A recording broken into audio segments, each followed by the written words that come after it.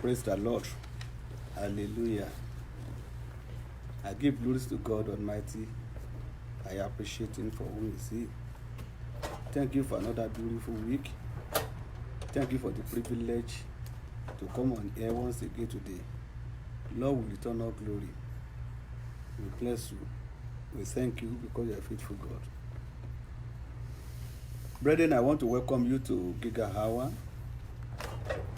We give glory to God Almighty for that which He used to do, which of course we know is still going to continue doing in our midst today. May you be highly blessed in Jesus' name. Shall we pray? Almighty Father, I bless your holy name. I thank you for your faithfulness. Thank you because your loyalty. Thank you because your words are ye, amen and amen.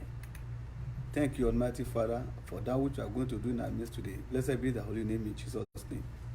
Lord, I commend this program unto your hands. Take preeminence. Have your way. Give everybody a wonderful testimony.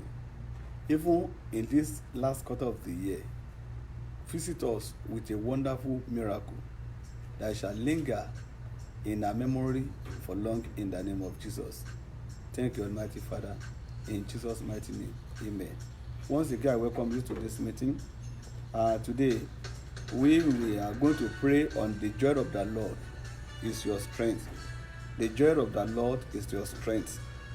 We are going to take a Bible passage in the book of Nehemiah chapter 8, verse 9 and 10. Nehemiah chapter 8, verse 9 and 10. That's where we are going to take a Bible passage. I read from here. The Bible says, Then Nehemiah, the governor, Ezra, the priest and teacher of the law, and the Levites, who were instructing the people, said to them all, This day is holy to the Lord your God. Do not mourn or weep. For all the people had been weeping as they listened to the words of the law. Nehemiah said, Go and enjoy choice food and sweet drinks, and send some to those who have nothing prepared. This day is holy to our Lord. Do not grieve, for the joy of the Lord is your strength. When you look at the account very well, after the return of the people from exile to Jerusalem, they gathered together while they were going through the word of God, and while they were studying it. So when they read it, when they saw what was there, what was loaded, they broke their hearts. They wept profusely because they saw the challenges, they saw what God has in stock for them and the plan of God. But glory be to God, the governor encouraged them that today is not the day of weeping. It is no longer the day of mourning. It's the day that our freedom is enhanced. So rather of you should go back home, enjoy it, and reach out to the less privileged among you. Hence our topic today, the joy of the Lord is your strength. I don't know that particular things in your life that makes you to weep. I don't know that particular challenges. I don't know that particular mountains that makes you to be sober or not active enough. The joy of the Lord is your strength. To be happy is a state of well-being. Experience pleasure or satisfying experience. That is the best explanation of joy or gladness. When you are in a state of well-being, when you are enjoying uncensored pleasure, or maybe when you have a satisfying experience. No, joy, and joy have to do with emotion. To be joyful is to feel great delight and be glad. So it have to do with emotion. When your emotional state is positive, in a situation that yourself you can't explain it. It's like when you win a jackpot. I'm talking of the worldly joy now. When you win a jackpot, inside of you wouldn't know how that joy just begins to manifest, because you have been indebted, and some people they are on your truth. they want to collect their money, they want to get back their money, and you've concluded how do you want to go about it. There's no way. Your income is not able to to measure up to the level, but suddenly money just came from nowhere that you are unable to pay off your debt. You know within you, you will so excited, you enjoy that freedom, you will be eager to show forth. I believe God for someone today, you will experience the joy of the Lord indeed in the name of Jesus. To be joyful or happy is a function of emotions. To be joyful or to be happy is a function of emotion, pleasure feelings. So if you are not experiencing emotional feeling within you, you can't relate to that. Relate that to joy. But to be glad indeed, to show forth, is going to reflect in your life. It's going to reflect in your family. I believe God Almighty for you today that you will have cause to be glad over that particular issue in the mighty name of Jesus. The book of Jeremiah chapter 31 verse 13 says, Jeremiah chapter 31 verse 13, it says, I will turn their mourning into gladness. I will give them comfort and joy instead of sorrow. That God promised that instead of your money, He will turn it to gladness. He said instead of your instead of your sorrow, He will give you comfort. The Lord shall comfort you on every side in the name of Jesus. I don't know what you are believing God for. You have married for many years and you have been turned to a mocking, laughing stock within your neighborhood. Don't bow down your head because of that. Know that Lord will exchange your sadness for your comfort in the mighty name of Jesus. It is the wish of God for you to be joyful. When you are joyful, you are expecting your joy. You are making your sorrow, you are making your challenge, you are making your enemy, you are making them to be more grieved. God, they will do everything to break you down. But you are telling them that I don't care. My money cannot be higher than I. How do I know this? It doesn't matter the level or the height of your problem. It can never be greater than your God. Your God is in charge of your affairs and He's not going to leave you alone. So, brethren, God spoke. He said, I will turn your money into your gladness. I will give you comfort and joy instead of your sorrow. He says, instead of your shame, He will give you double. God have a good intention for you. God have a good plan for you. God wants you to succeed. God wants you to overcome that situation. God wants you to rise higher. God wants your head to be lifted up.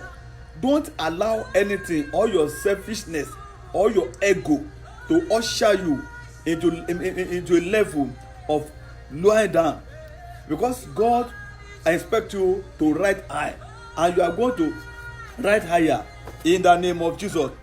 The joy of the Lord is found on the way to restoration. When you are experiencing the joy of the Lord, it means your lost glory is going to be restored. When you are experiencing that joy, it is an evidence that you are now having a breakthrough. When you are experiencing that joy, you don't even know how that joy just come your way. I don't know, maybe you have experienced it in the time past.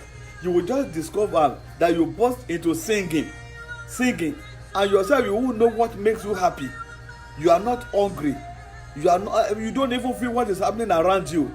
That is divine joy. And I believe God for divine joy for someone today in the name of Jesus. If a person is joyful, then he or she is happy. Happiness will be characterized on our daily living. Happiness should characterize our everyday affairs. You should not have any moment to be cast down. You should have no moment to be sorrowful. If you have been suffering in silence, this is the right time for you to rise up. Say to yourself, I will not allow this situation to rise above me. I will not allow this particular issue before me to subject me to sorrowfulness. I will not allow what people say about me to subject me to negativity. I will stand by the word of God, because God says concerning me, He wants me to be joyful.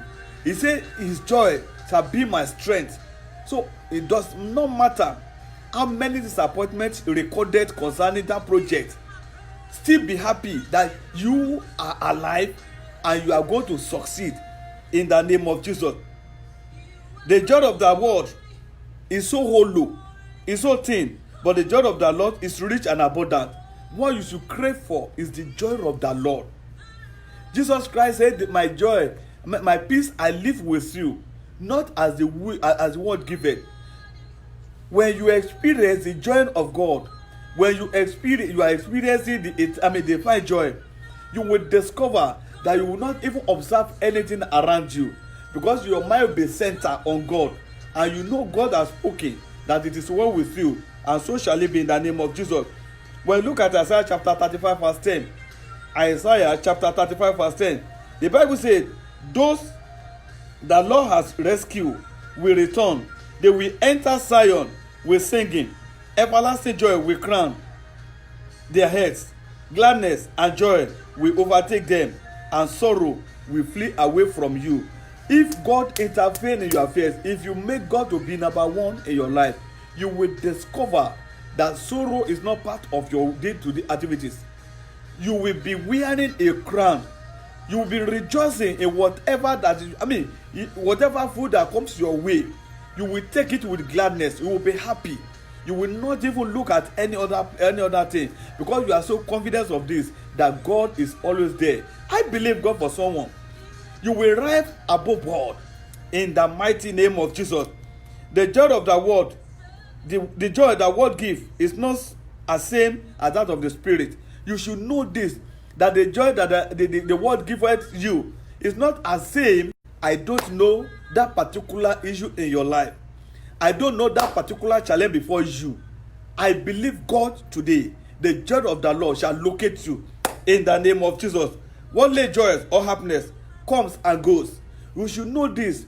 When you rely on the joy that God giveth you, it comes and goes. They can make you happy momentarily.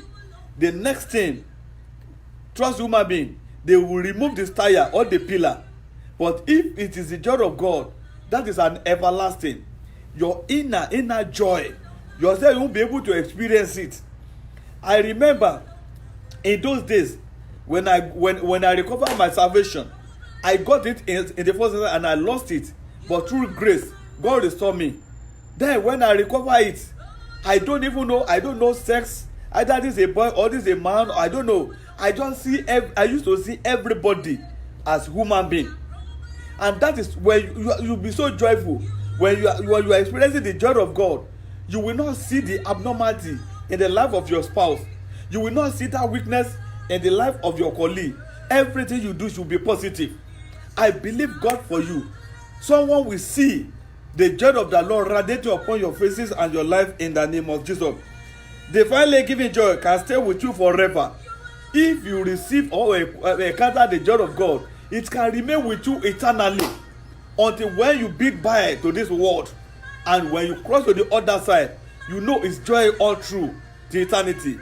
That shall be your portion in the name of Jesus. I want to encourage you, stop wallowing, stop lamenting, and stop complaining. Imbibe the spirit of highness. Don't allow your situation to make you to be complaining. Stop backbiting. Just remain steadfast. Remain focused, that nothing can take your joy.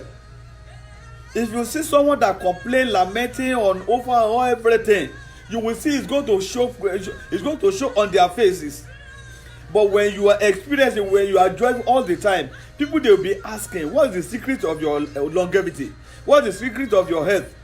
And by the time you even tell them your age, they will say, no, it's a lie. You can't be of that age. Because why? You embrace joy. It is not the application of ointment, but within you, internally, when you are joyful, whatever that you eat, they are going to nourish your body. They are going to nourish your system, both physical and spiritual. So I encourage someone today, stop nagging, stop complaining over that issue. Cast everything to the hands of God. Cast your burden upon the Lord, because He cares so much for you. The book of First Thessalonians chapter 1 verse 6. First Thessalonians chapter 1 verse 6.